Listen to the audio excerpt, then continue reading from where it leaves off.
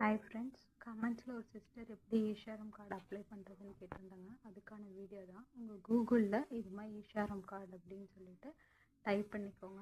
அந்த ஃபர்ஸ்ட் பேஜில் உள்ளதை லிங்க் பண்ணி போனதுக்கப்புறம் இப்படி தான் வரும். இதில் உங்களோட ஆதார் லிங்க்டு மொபைல் நம்பர் இருக்குல்ல, அந்த ஆதார் லிங்க்டு எந்த ஆதார் கொடுத்து உங்கள் மொபைல் நம்பர் லிங்க் பண்ணியிருக்கீங்களோ அந்த மொபைல் நம்பரை ஃபர்ஸ்ட் பாக்ஸில் டைப் பண்ணிக்கோங்க. டைப் பண்ணி முடிச்சோட்டையுமே கேப்சா டைப் பண்ணி முடிச்சோட்டையுமே உங்கள் பிஎஃப் ஃபண்டு வாங்குறீங்களான்னு கேட்டிருப்பாங்க. அதுக்கப்புறமேட்டுக்கு ஐஎஸ்ஐ இது எல்லாத்துக்கும் நோ கொடுத்துட்டு சென்ட் ஓடிபி அப்படின்னு கொடுத்துக்கோங்க.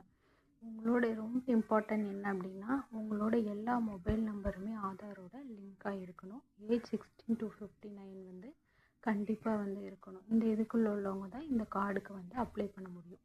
இந்த கார்டை இன்னொரு யுஏஎன் கார்டு அப்படின்னு சொல்லுவாங்க.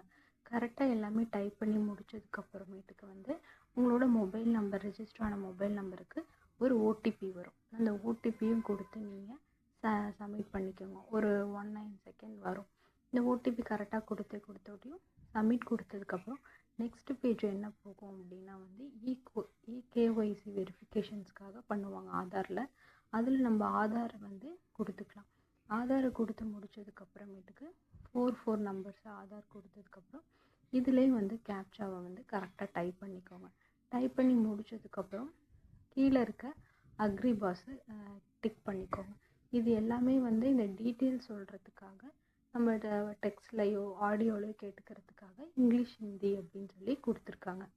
இது கொடுத்து முடிச்சதுக்கப்புறம் நம்மளுக்கு எப்படி வரும் அப்படின்னா நான் ஆல்ரெடி அப்டேட் பண்ணனால எனக்கு இப்படி வருது. உங்களுக்கு டேரெக்டாக அந்த கார்டே டவுன்லோட் ஆகிரும். நீங்கள் இது மாதிரி கார்டு டவுன்லோட் பண்ணோம் அப்படின்னா மார்னிங் டைம்லேயும் நைட் டைம்லேயும் 10 o'clock மேலே பண்ணுங்கள். ஈஸியாக டவுன்லோட்